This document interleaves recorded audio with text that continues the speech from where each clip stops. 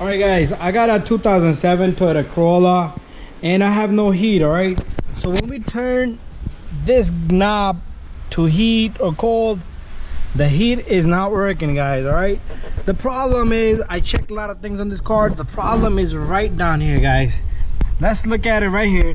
All right, you see this cable right here? You see this little guy right here? Let me bring my light over a little bit. You see this right here?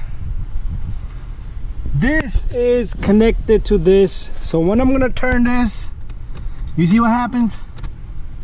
Nothing really happens in there, right?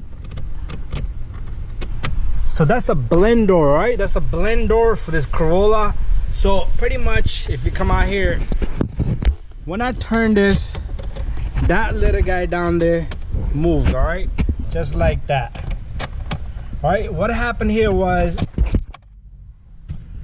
this came out, all right? Usually this will come out of its housing from right here, right? The cable. Let me see if I can come down here so we can see better.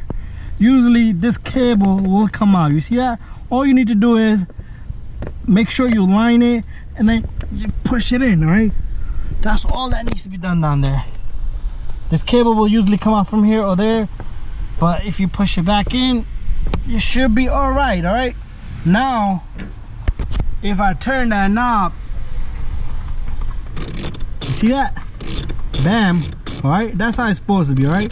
So that's a blend door right there, all right? So it turns with the knob here. Either you can put it on cold or heat. That's how you're gonna fix the problem. Just take a look. All I did was get down there, right? I removed the glove box from here, but you don't even really need to remove the glove box. All right, so another thing you want to check is if your heat is not working, guys. Check to see if your antifreeze is full, all right?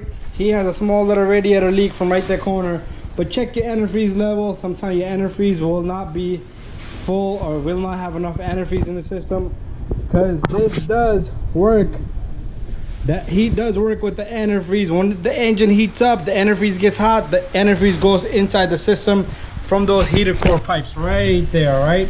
But anyway, guys, thank you for watching, and don't forget to subscribe and share, like all my videos. All right, guys, so quick video on what I did. You can also remove these vents, and if you are able to look from right here, it's up to you, but no need to remove the whole thing, all right? So just remove those two little pieces and you should be able to access that really easy, all right?